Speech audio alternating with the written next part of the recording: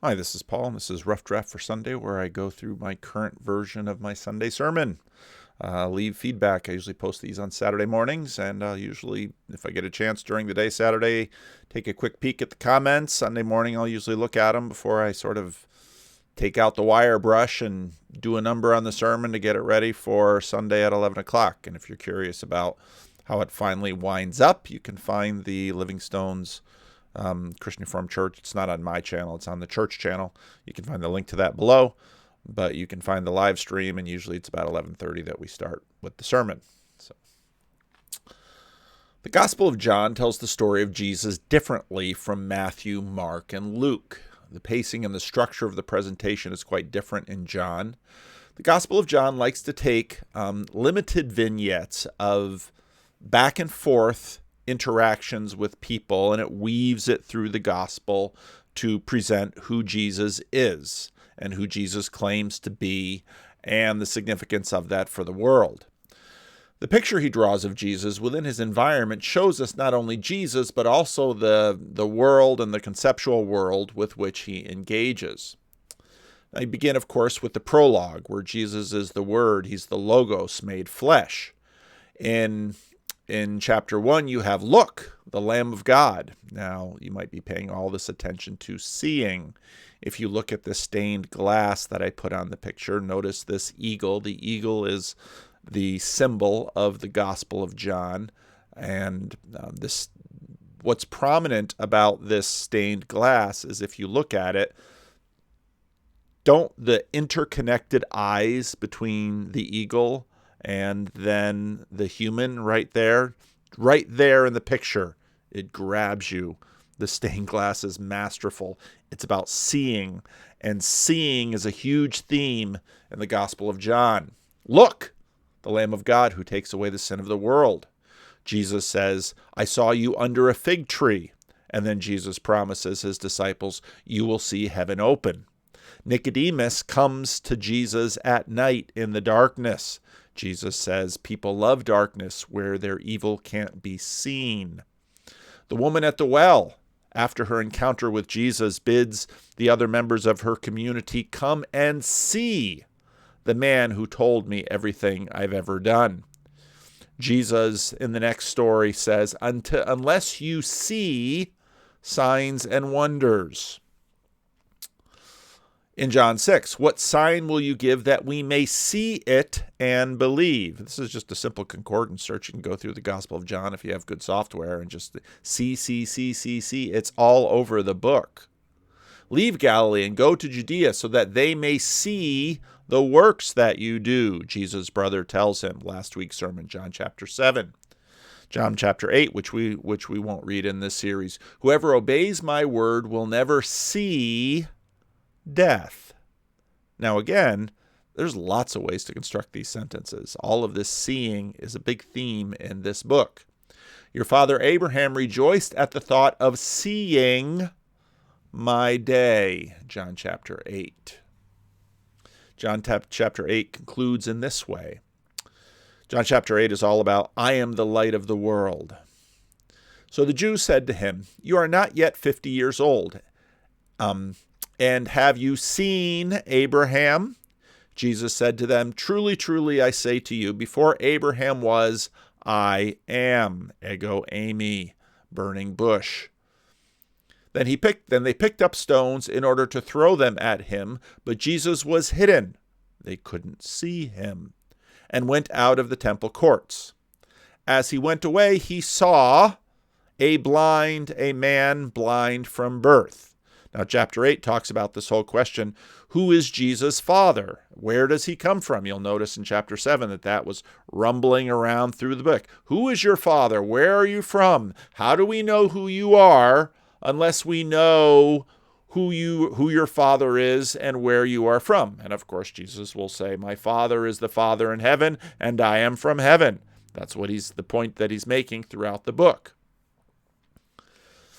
And then this big question, are Jesus' adversaries children of Abraham? Well, what does it mean to be a child? There's always two senses. There's one is the biological sense, and the other is the children do as their fathers command them to do. Jesus is hidden from them. They can't see him in order to stone him. But Jesus can see all. Jesus sees the man who cannot see. And his disciples asked him, saying, Rabbi, who sinned, this man or his parents, that he should be born blind? Jesus replied, neither this man sinned nor his parents. Now, again, he's not saying that they didn't sin. He is saying that his blindness is not the result of sin. But it happened so that the works of God could be revealed, another very seeing word, revealed in him. It is necessary for us to do the deeds of the one who sent me while it is day. Day, of course, is the time of light when we can see. Night is coming when no one can work. While I am in the world, I am the light of the world. We got to fix that slide. Why start out with this little interchange between Jesus and his disciples about the man born blind? Part of what the Bible engages in is a conversation about the will of God and the way of the world. And many of the assumptions initially, you can find them in the Bible, you can find them throughout many world religions, is sort of a karmic relationship between the will of God and the world. The will of God or the gods is revealed by good fortune or bad fortune in the world. You can find that all the way up to the Sound of Music. Somewhere in my past or childhood, I must have done something right to give me this love, and Maria von Trapp and the captain. That's all karmic thinking, and there's a thread in the Bible that has that, but there's also another thread in the Bible that critiques it, and you can find it in the Old Testament in the book of Job, because Job's friends basically leverage that sort of thinking, and the point of the book of Job is you can't push that too far. You don't really know. You can't see what God is thinking. You can't see what goes on in the heavenly courts of power. This is, in a sense, God's passive voice that you'll find. Well, if it happened, it must be the word of God. Yes, but there's more to the story. Jesus casts doubt on doing too much math with the God of outcomes. Jesus is the light by which we see beneath the world of outcomes. When he said these things, he spat on the ground and made clay with the saliva and smeared the clay on his eyes. And he said to him, go wash in the pool of Siloam, which is translated sent. So he went and washed and came back seeing. Now, my entire lifetime I have read this text. The translation is almost always mud. It's not a bad translation. You spit on the ground, you get mud, you put it on his eyes. Here's mud in your eye, the saying goes. It wasn't until I read this particular translation that they translated it clay, which is also a very legitimate translation, that immediately I saw the relationship between this text and the Genesis 2 text, where God makes the man out of clay. Now, you might say, well, that's just a matter of translation. Well, church fathers picked up on it. Irenaeus picked up on it. I had never seen it before. Jesus remakes the blind man. Jesus is cast in the role of Creator God, and he restores the man. He doesn't have to make the whole man. He just has to restore his eyes to the properties that eyes are supposed to have. Eyes are for seeing, but he cannot see. This particular miracle, this choice of miracle, where it is in the book, is by no means arbitrary or incidental. It's very much part of the ongoing argument that John is making about Jesus in presenting him to us.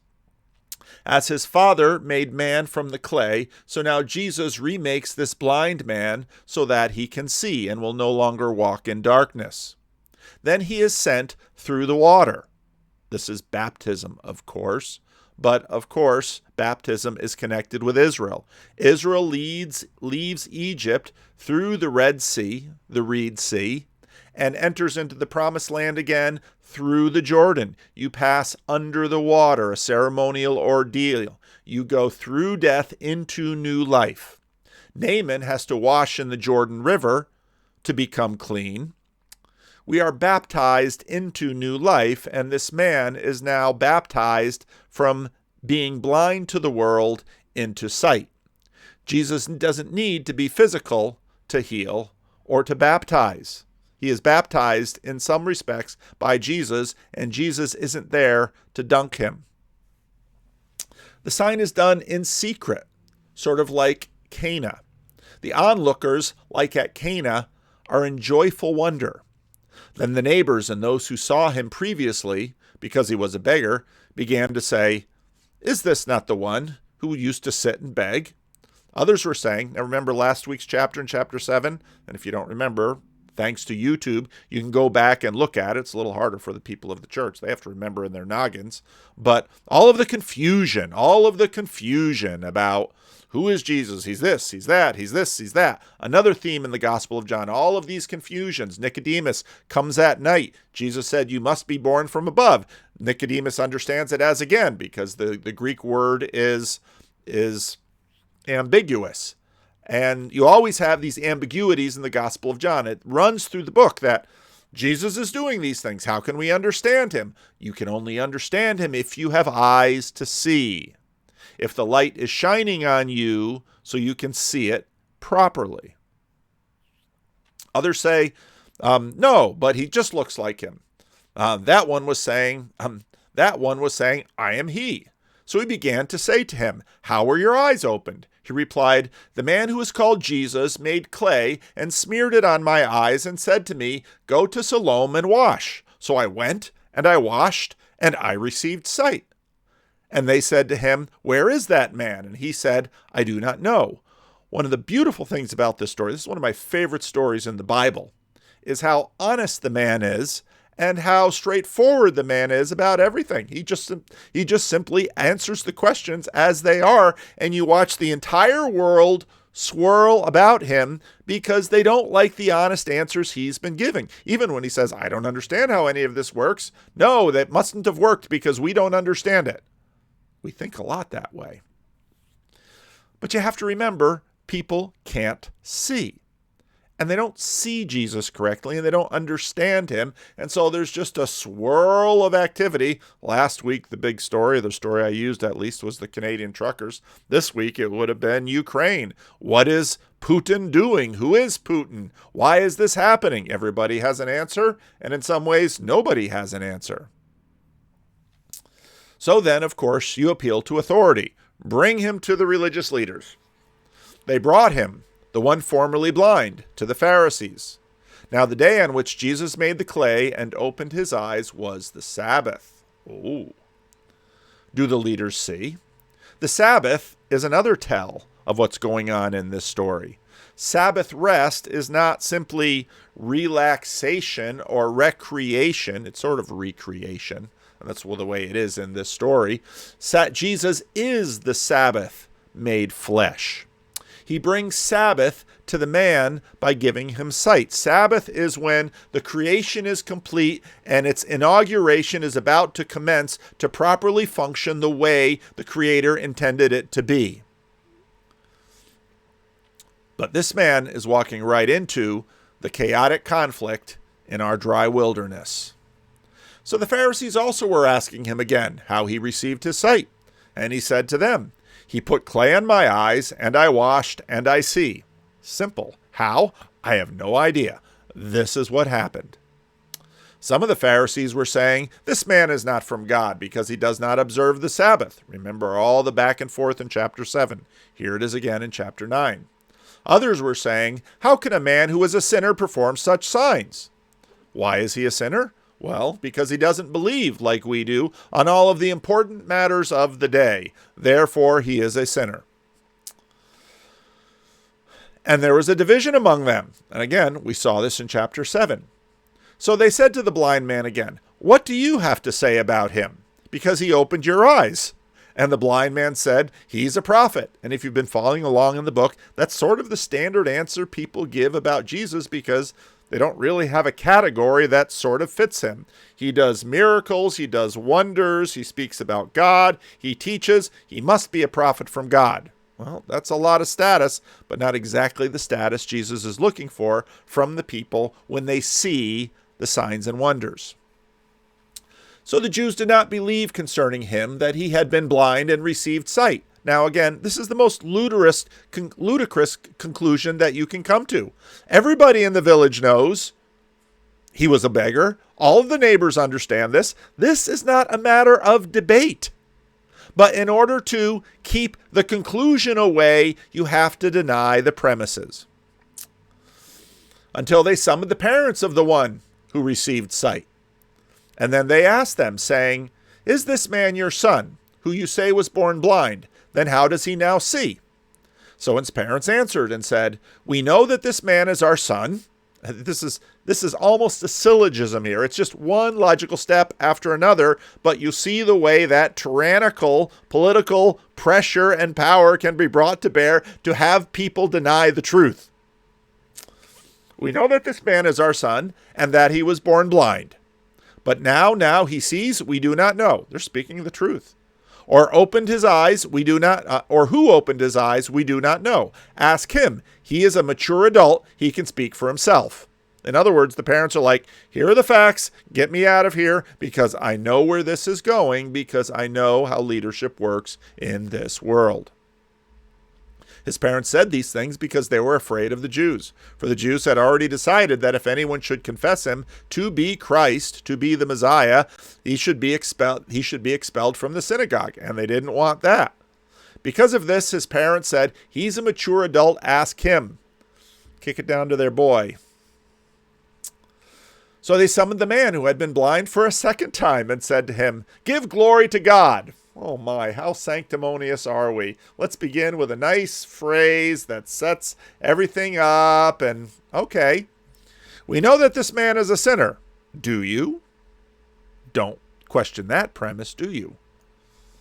Then the man replied, "Whether he's a sinner, I do not know." Again, this guy is completely rational and logical. He says, sinner or not, I can't judge that. The one thing I know, that although I was blind, now I see. There's no question about that. So they said to him, "What did he do to you? How did he open your eyes?" And you can imagine the man putting his head in his hands because, didn't we just do this? I gave you the truth and you didn't like the answer. So now you're finding every way around the truth. This is a sure sign of blindness and darkness. He replied to them, "I told you already, and you did not listen. Why do you want to hear it again? Do you want to become his disciple also?" He's a little bit trollish. He's a little bit spunky. I like this guy.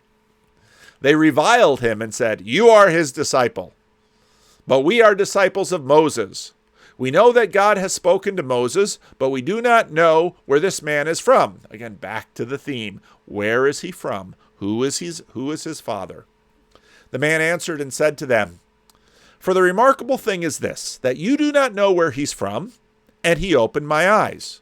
Now he's going to do his own logic. "We know that God does not listen to sinners, but if someone is devout and does his will, he listens to this one." This is sort of the old karmic formulation of the way the world works in terms of the spiritual powers that be. "From time immemorial, it has not been heard that someone opened the eyes of one born blind. If this man were not from God, he would not be able to do anything." They answered and said to him, "You were born completely in sin and you're attempting to teach us," and they threw him out. Now notice this born into sin goes all the way back to the disciples' question, did this man sin or his parents? Jesus sees and says, no, that's not how it works. The religious leaders jump on that and say, you were born into sin, which doesn't answer the question at all about all of the facts that have been laid out. Now, of course, you'll notice that the way Jesus sets this up, he puts clay on his fingers, he puts it on, he says, go to this pool. Thus, the man goes away from Jesus. The man never sees Jesus. Jesus saw him. Jesus saw him first. Jesus engaged with him. Jesus heard that they had thrown him out, and finding him said, "Do you trust in the Son of Man?" And you must have known that this blind man had to have recognized his voice. But notice the question Jesus begins with. Jesus doesn't come up and say, "Oh, sorry about that. I'm sorry you got thrown out of the community and had such a hard time because I healed you on the Sabbath." No, because in fact, why was he born blind? So that the works of God could be manifest in him. This story is rolling out exactly how it should roll out. Not easy on the man. He's kicked out of the community. Jesus, couldn't you wait for couldn't you wait for a Thursday or a Monday or some other day of the week? No, it had to be on Sabbath so that everyone can see what's going on here. But his question, do you trust in the Son of Man?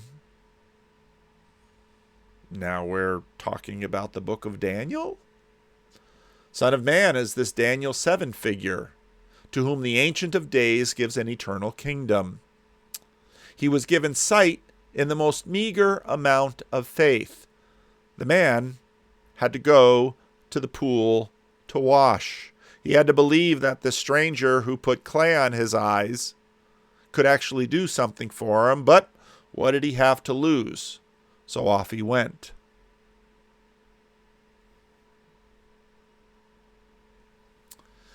He answered and said, "And who is he, sir, that I may trust in him? Who is this Son of Man, sir, that I may trust in him?" Jesus said to him, "You have both seen him, and he is the one who is speaking to you." And he said, "I trust, Lord," and he worshipped him. Eyes are for seeing and trusting, and after you see, worshiping. And Jesus said, "For judgment I have come into the world, so that those who do not see may see, and those who see may become blind." Now, this is the funny thing about light in darkness. If you've ever been in a room and someone turns on the light, even though your eyes are working fine, you are blinded by it, and the light makes you blind. Or, if you can't see, and the light comes in the room and your eyes are restored, you will see.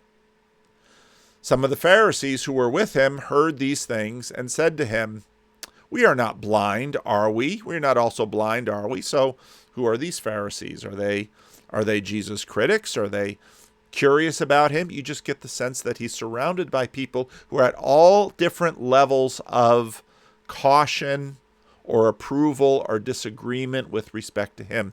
He is enormously confusing for everyone, all the way up and including his disciples.